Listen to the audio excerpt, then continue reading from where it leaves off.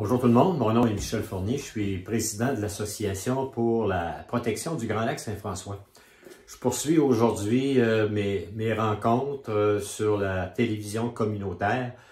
J'ai l'intention d'en faire d'autres, je fais la deuxième aujourd'hui et son titre, c'est l'histoire du Grand Lac Saint-François.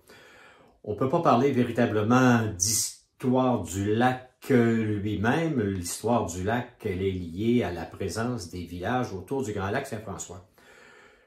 Et les noms des villages aussi portent des noms évocateurs d'une époque.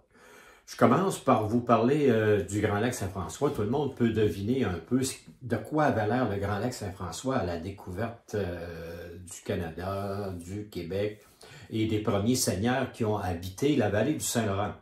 Fait que c'est une région boisée. Il y a de l'eau, c'est beaucoup moins large qu'aujourd'hui, beaucoup moins profond. Le barrage Jules Allard n'a pas encore été construit.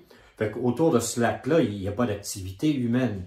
Les activités humaines vont commencer plus tard, lorsque les cantons auront été créés du côté des Anglais après la conquête. Ces villages-là, ces agglomérations, ces regroupements de personnes vont avoir des activités économiques reliées à la chasse, à la pêche, et plus tard, on aura vraiment des activités économiques reliées à l'agriculture. On aura le bois, il y a de la drave qui va se faire sur le Grand Lac Saint-François. Et la preuve en est, c'est qu'il n'y a pas si longtemps, on voyait encore des terrains qui appartenaient aux compagnies à une compagnie de pâte et papier. Et l'île du Détroit appartient encore à une compagnie de pâte et papier. Donc, l'histoire du Grand Lac Saint-François lui-même, il n'y a pas de date précise. Il y a des dates, oui, pour la construction du barrage Jules Allard. 1890, c'est la construction du premier barrage. Après ça, on a celui de 1917. En 1920, on lui donne le nom de Allard, Jules Allard, un politicien québécois, un ministre des Terres et Forêts, à qui on donne le nom du barrage. Et ce barrage-là a été refait, le barrage actuel, en 1987-88, quelque part par là. C'est l'histoire du Grand Lac Saint-François. Mais ce qui est intéressant, c'est les villages autour du Grand Lac Saint-François. On pense à Hadstock, Coleraine, Saint-Praxède, Saint-Romain, Lambton. Et si vous remarquez bien, Hadstock, il y a un nom anglais. Saint-Joseph de Coleraine. Saint-Praxède a été créé avec des terres qui appartenaient à Lambton. On oublie Sainte-Praxède. Saint-Romain, Saint-Romain de Winslow. Et enfin, on a Saint-Vital de Lambton. Ces noms anglais-là font référence à une époque. Il y a eu le régime seigneurial. Et lors du régime seigneurial, le Grand Lac Saint-François il n'y a pas eu de terre de donner à des colons. C'est tout simplement trop loin. Le premier seigneur, qui était le seigneur de La Citière, qui s'est vu donner des terres au sud-ouest du Grand Lac Saint-François, c'est un nommé Lauzon, L-A-U-S-O-N, qui est devenu Lauzon.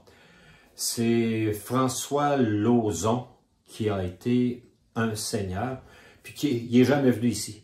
Son père est venu, ses 2 ou 3 frères sont venus ici en Nouvelle-France, mais lui, personnellement, n'est jamais venu voir sa seigneurie. Et c'était à l'époque, on se dit, là, on est au 17e siècle, là, les voyages ne sont pas faciles. Ça fait que ce n'était pas une croisière dans les Caraïbes de venir au Québec à cette époque-là. Mais malgré tout, on sait que Champlain a fait 12 voyages au Québec. Découverte de Québec en 1608. Il est venu avant 1608, il est venu après. Au total, 12. Je termine là-dessus et je reviens au nom.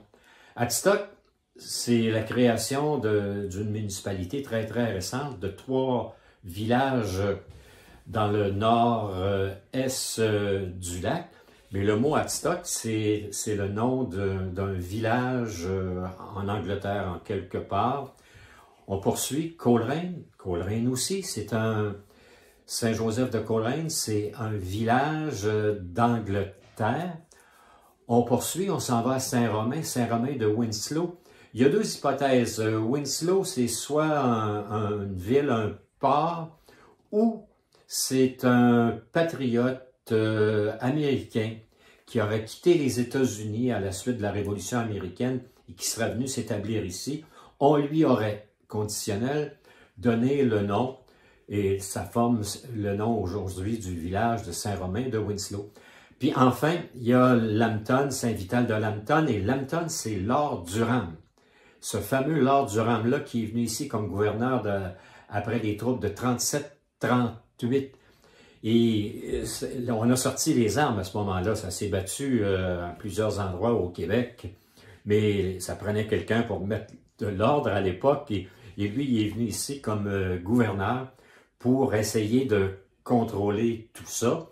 Il l'a fait. Il a écrit un beau rapport dans lequel il minimise les qualités des Canadiens français de l'époque. Je prends quelques secondes pour vous lire ce qu'il disait.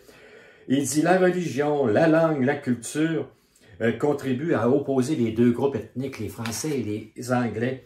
Il propose l'assimilisation si elle se fait rapidement. » Est-ce qu'il y a quelqu'un qui nous propose de devenir le 51e État? Lui, il nous proposait l'assimilation. Il dit que le Bas-Canada, c'était les Québécois francophones qui habitaient le Bas-Canada. Ça doit être celui de l'Amérique britannique, de la race supérieure. Écoutez, il n'y en a pas de main morte. Et enfin, ce qu'il nous dit, c'est pas pour vous punir qu'on veut vous assimiler. Vous ne méritez pas d'être puni, mais c'est pas de votre faute. Vous vous retrouvez en situation d'infériorité. Fait que voilà, je termine là-dessus l'histoire du Grand Lac Saint-François et des municipalités autour du Grand Lac. Merci, à la prochaine.